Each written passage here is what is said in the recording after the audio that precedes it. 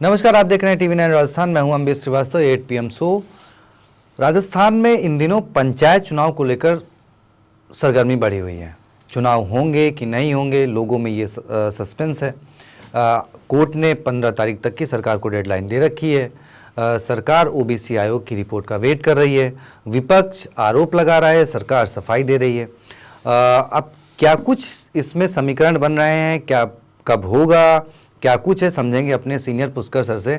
Sir, थोड़ा suspense खत्म करिए पंचायत चुनाव, क्योंकि राजस्थान की जनता बहुत सस्पेंस में है। देखिए, राज्य चुनाव आयोग ने साफ कह दी है, चिट्ठी लिख के सरकार को जी। कह दी है कि अगर कोर्ट की अवमानना का जो कोई जिम्मेदार होगा तो पंचायती राज विभाग के अधिकारी होंगे, मुझसे मतलब नहीं है। जी सर।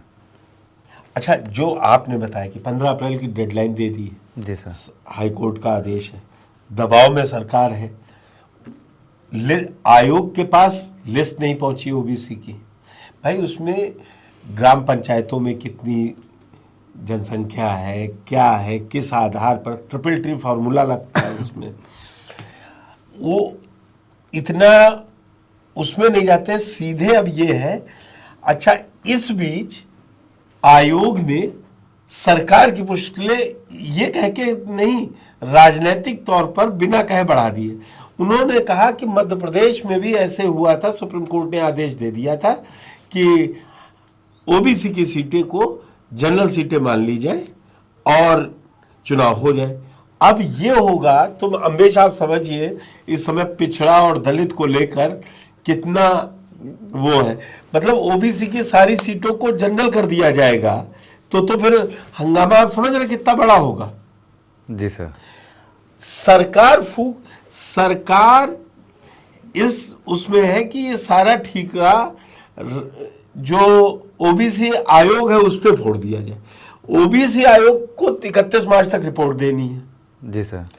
लेकिन आयोग के पास जो डाटा है उसमें विसंगतियां इतनी है कि अब वो कैसे देगा, ये एक अपने आप में यही कहना चाहिए कि अभूतपूर्व स्थिति है। जी। तो क्या ये सरकार जाएगी कोर्ट के पास कि कहेगी कि हमें पुराने जिस आधार पर चुनाव हुए थे उस पे कराने को दे दीजिए। जी सर। हम अब ये कोर्ट पे है, ये जाते क्या है, इसलिए। और उधर आप देख रहे हैं पंचायत चुनाव की तैयारी के लिए गांव-गांव प्रधान और सब लोग अपनी अपनी कन्वेंसिंग कर रहे हैं, बड़े बड़े इनाम रख रहे हैं। वो एक अलग कहानी चल रही है राजस्थान में। जी सर। लेकिन सरकार के लिए दुविधा ये हो गई, अगर मध्य प्रदेश वाला फॉर्मूला लागू कर दिया, कोर्ट ने कहा जाइए करवाई जाके सब सामान्य। उधर कांग्रेस के पूर्व विधायक संयम लोढ़ा ने केवल डाली रखी है कि हमको सुने बिना ना हो, और कोई ये सरकार सिर्फ चुनाव टालने का ही बहाना बना रही है। तो कुल मिलाकर सरकार बड़े टाइट रोप नहीं कहते हैं, देखा होगा नट लोगों को पतली रस्सी पे चलते हैं बच्चा। जी जी सर। अब वो यहाँ बैलेंस बिगड़ा तो इधर ही उधर, अवमानना का भी डर है। और ओबीसी अगर नहीं करते हैं तो मुझे लगता है कि सरकार की तरफ से भी तैयारी होगी जी। और वो सरकार यही चाहेगी कि पिछली वाली हो जाए, जो पिछले आधार पर पिछले ओबीसी जो आरक्षण लागू थे सीटें वही हो जाए। जी।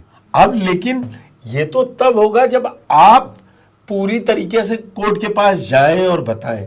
लेकिन अगर ओबीसी आयोग ने अपनी रिपोर्ट चुनाव आयोग को नहीं दी, वो डाटा नहीं दिया कि ये इतना है, तो वो चुनाव नहीं करवा पाएंगे। नहीं सर, वो जैसे आपने समझाया, मैं थोड़ा सा इसको क्लियर हूँ कि अगर मतलब ये क्या ऑप्शन है कि बिना आयोग की रिपोर्ट के नहीं। चुनाव किस बेस पे अभी हो जाए? वो तो आपको बताना पड़ेगा कि विपक्षी विधायक ने, पूर्व विधायक ने लगा रखी, आप आपकी मनमानी थोड़ी ना चलेगी।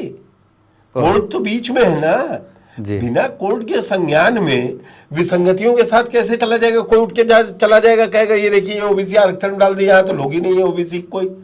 जब विसंगति है तो एक भी सीट होगी तो कैंसिल होना पड़ेगा, वो चला जाएगा, फिर मुकदमा कोर्ट में जाएगा। ओह। तो सरकार कोर्ट की तरफ ही देख रही है। और ओबीसी आयोग के पास जो अभी तक, आज 17 मार्च हो गई, 31 मार्च तक लग नहीं रहा है कि वो कोई डाटा ऐसा ले आएगी कि बिल्कुल एरर फ्री हो और चुनाव हो जाए। सर एक चीज़ और समझना चाहूँगा मैं, कहीं कल परसों एक खबर अगर आप डिटेल में समझा पाएँ कि अगर ये चुनाव नहीं होते हैं तो उस पर कुछ कितने कुछ पंचायतों को नुकसान की खबरें भी, देखिए 1100 करोड़, ये 11,000 करोड़। सरकार सबसे पहले क्या लाई थी कि वन नेशन वन इलेक्शन की तर्ज पर वन स्टेट वन इलेक्शन करवाएंगे। जी सर। इसीलिए सारी पंचायतों का पुनर्गठन किया गया, जी सर। हाँ। किया गया। उसके बाद अब सरकार कोशिश में थी, इधर मुकदमा हो गया कोर्ट में कि सरकार पंचायत चुनाव से बचना चाह रही जी। है। अब कोर्ट ने, हाई कोर्ट ने कहा कि आप करवाइए 15 अप्रैल तक। उस पर सुप्रीम कोर्ट ने भी मुहर लगा दी है। हाँ कि भैया अब फंस गई है सरकार। यानी ऐसी नाव पे सवार हो गए हैं मुख्यमंत्री जी की, अगर बड़ी दिक्कत वाली बात है। चलिए खैर, आपको क्या लगता है कि सरकार 15 अप्रैल से पहले कुछ निर्णय ले पाएगी, चुनाव की तारीखों का ऐलान हो जाएगा, या फिर ये मामला लंबा खिंचता हुआ दिख रहा है? कमेंट बॉक्स में बताएं, क्योंकि मामला कोर्ट में है और कोर्ट ने एक डेडलाइन दे रखी है, तो उस पर कुछ ज़्यादा टिप्पणी करना अभी उचित नहीं होगा। समय का इंतजार करते हैं सरकार किस और जाती है। जो भी अपडेट होगा आपके लिए लेकर जरूर आएंगे। चैनल को सब्सक्राइब जरूर कर लीजिए। बहुत बहुत शुक्रिया, धन्यवाद।